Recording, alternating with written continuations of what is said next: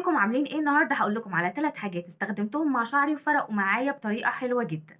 اول حاجه طلعوا لي بيبي هير، تاني حاجه تقلوا لي شعري، تالت حاجه خلوا الكهرباء بتاعه الشعر والشعر المتطاير تمشي تماما وحافظوا لي على الترطيب.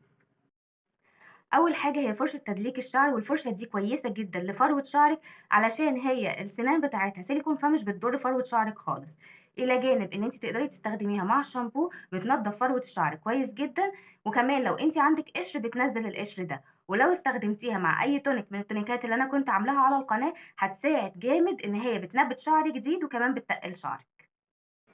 تاني حاجة في الفترة اللي أنا بنشف فيها شعري أنا كنت بنشفه بفوطة عادية، وكمان ساعات كنت بستخدم السشوار السخن لغاية ما جبت الفوطة الميكرو فايبر دي أهي. الفوطة دي بجد يا بنات طلعت حلوة جدا وبتنشف الشعر في وقت قصير وبتغنيني إن أنا أستخدم السشوار.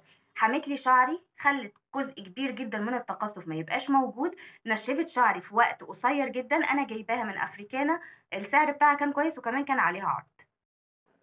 وتالت حاجة يا بنات البونيستاتين ده اللي ما بقتش اقدر استغنى عنه، بقيت بنام بيه على طول علشان الشعر المتكهرب اللي كان بيهيش مني ده بطل يهيش مني تماما، وكمان الترطيب بتاع شعري كان بيروح على طول بيتمسح في المخدة، ده خلاص بقى بيحافظ لي على الترطيب. بصحى الاقي شعري مترطب، مفيش شعر متطاير، مفيش هيشان، مفيش الشعر المكهرب، فبجد حلو حلو جدا.